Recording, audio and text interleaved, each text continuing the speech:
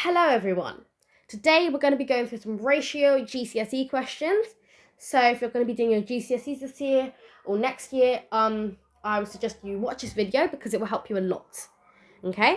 So if you're weak in ratios, please watch this video and it will help you. Okay. So what I'm going to suggest you to do is get a highlighter or a pen. Okay? I'll suggest a highlighter because a highlighter you can see better because more vibrant colours. Okay? Now I'm saying this because if you use a highlighter to underline or highlight the what's called key phrases, key information, the key numbers, and all that stuff, it will help you to answer the question because you won't miss any information that's important for you to answer the question. Okay, so in case you don't want to lose any marks by making a silly mistake, okay, that's why I just get a highlighter. Just get one and just as you're reading the question, just highlight. Okay, it's not wasting your time. You're just doing it as you're reading, and it helps you understand the question more because you go through it slowly and you're understanding all the words. Okay, so just get a highlighter and underline or highlight all the important words as you're reading the question. Okay, so that's exactly what we're going to do now. Okay, so the ratio of dogs to cats, that's important information because we need to know what the labels are. Okay, because you can see below there's another ratio. You don't want to get that mixed up. Okay, the ratio of dogs to cats is 5-3. Okay, that's important. The ratio of fish to dogs is 6-1. Okay, now given the ratio of cats to fish, find the ratio of cats to fish. Okay, and you have to say that in its simplest form. Right, so I'm gonna get my pen now. So I've underlined it all, and I'll write it down. So I've got dogs to cats, which is what, 5-3, and fish to dogs, which is 6-1. Okay, so it's asked us to do cats to fish. So let's draw that down. Cats to fish. My data over here is already here. I've got 3 and 6.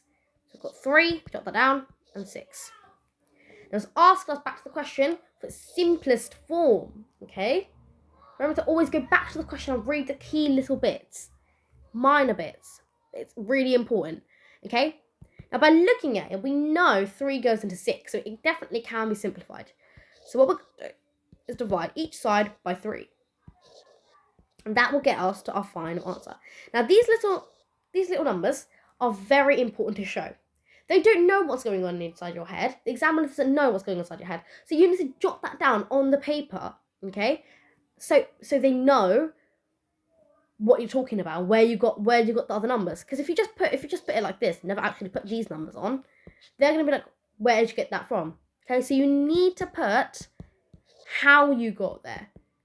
Okay, you need to have that little bits. You have to have those little bits because they have a big difference. They make a big change. Okay, and get you those bigger grades. You want to get those 9s. You need to do this little steps. That's going to be your answer. This is your answer. Okay, always label it. What was it? Cats to fish. Always label. Perfect. Let's move on. Now, most people struggle with this question. I'm telling you, it's very, very simple. Just get your highlighter, highlight it, understand the question, then do it. It's really easy. Okay, so it's just given that A to B is 4-5 and B to C is 3-2. Now you have to find the ratio A to B to C, and you have to give your answer in the simplest form. Okay. Now, what I always do is I put A to B to C, and I always put it as a grid. Okay, it's so easy. So I'm now jot down my information. So A to B is 4-5. I've already got my ratio dots. And B to C is 3-2. Now what I'm going to do is find the LCM. So LCM of 5 and 3, which is what? 15. Amazing. Now, this is the top column, bottom. Now, how did I get from 5 to 15? I obviously did 5 times 3, which gives me 15. And 3 times 5 gives me 15. Okay? So as I told you in the previous question, whatever you do on both sides, you have to do on the other side. Okay? So 5 times 3 equals 15. What we're going to do is 4 times 3, which gives me 12. Because I'm doing the same that I did before. Now I times this by 5, sometimes that by 5, which turns a 2 into a 10. Now this answer that I'm showing you is in its simplified version. So we don't need to simplify any further because you can't simplify any further. So answer will be A, 12, B, 15, and C. And C, 10. That would get you your marks. Okay?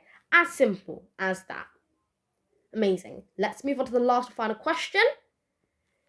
Okay. Now, given that A to B is 3 to 7, and A to C is 4 to 3. Now, it's asking to find the ratio A to B to C in its simplest form. Now, most of the time, it's not always going to ask you for A to B to C. It might ask you from to A to B, or B to A, or B to C, or C to A, or something like that. Okay, it's always going to, might muddle it up. Okay, depends on what tier you are. Right, as we did in the previous question. Now, what I want you to do is do this question on your own. Get a notebook, write it down. What we did in the previous question, write it down. Okay, I'm going to go through it after. So remember, pause the video if you need more time. Okay, perfect. Let's go through it now.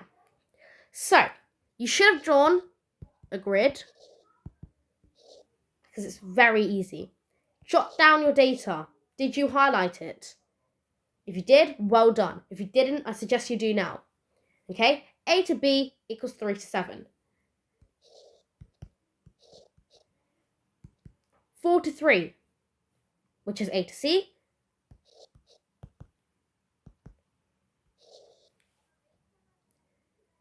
Okay. Now, this time it's not in the middle, so it's exactly the same thing we do, no difference. Lowest common multiple, which is what? 12. Perfect. Now, what did we times 3 by to get to 12? We times it by 4. What did we times 4 by to get to 12? We times it by 3. Exactly the same thing. So, 3 times 4 equals 12. 4 times 3 equals 12. So we're going to do the top one. 7 times 4 equals 28. And 3 times 4 equals 12. Sorry, 3 times 3 equals 9. Okay, so your answer should have been 12 to 28 to 9. Can we simplify that? No, we cannot. So that is our answer because it's already simplified. Okay, answer is 12, 28 to 9. If you got that, well done. Okay, now just remember the key facts is to obviously get the highlighter. Okay, key important things that you need. Okay, so remember to always highlight key information. Okay, remember if you don't understand a question, you highlight. Use the highlighter. Try to understand the context, what it's telling you to do, and then it's easier because you're getting it into your brain, you're understanding what the key information is. It's also in simplest form, so you'll know them stuck in your head now because you highlighted it. Okay? Now read and understand the question properly. Don't just read it. Just don't like skim and scan it. Just read it properly. Understand the different words. Understand what it's telling you to do. Okay? Try, if you don't understand it, read it again. Don't understand it again, read it again until you fully understand the question. Because if you don't understand the question, how are you supposed to do the work? Or how are you supposed to answer the question? You're never going to get the right answer if you do not know what the actual question means. So suggest you actually learn the context first and try to understand it. Try to process the information, try to understand, okay? It might be a bit stressful, but if you don't understand it, leave that question, come back to it later, okay? Don't just be stuck on that forever. Leave that question, come back to it later. Now, show all your workings. Show all of them. For instance, as we had before, 3 to 6. How can we show that it's simplified? If I just wrote 1 to 2 and I just said answer is 1 to 2, would I get all the marks? No, I would not get all the marks. How? The examiner would be like, how did you get from 3 to 6 to 1 to 2? How? Where did this come? You have to show me that you have got this answer by doing divided by 3 divide it by 3. This thing needs to be there. It has to be there. If it's not there, you don't get the mark. No mark. So it has to be, I'm very strict on this because it's important to show all your workings. The examiner does not know what's going on in your head. You need to be able to show everything on that paper so that the examiner can see what you've wrote, what you've done, how did you get to the answer. And even if you don't get the right answer, you're going to at least get the marks for the workings. If I did not get the right answers, I'm going to get the marks for the workings, okay? That's very important. This is very important. Okay, now, write the answer clearly. If I just write the answer like this,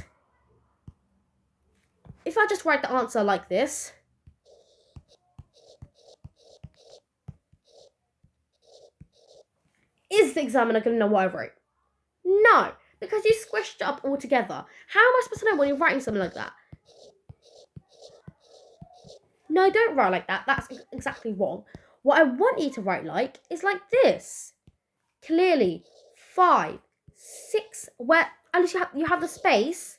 You've got the space to see what each number is. 9, 3, 2. Then I can see that your decimal point is there. Okay, you don't have to squish it all in like you don't have any space. If you don't have any more space, make a space at the bottom. Go 5, 6, 3, 2, 1.9. Obviously, it's just a random number, decimal number.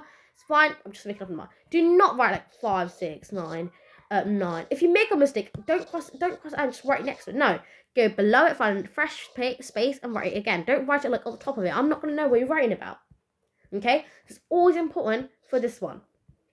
Okay, so thank you very much for watching my videos, and please go through all of the key information I've just went through with you.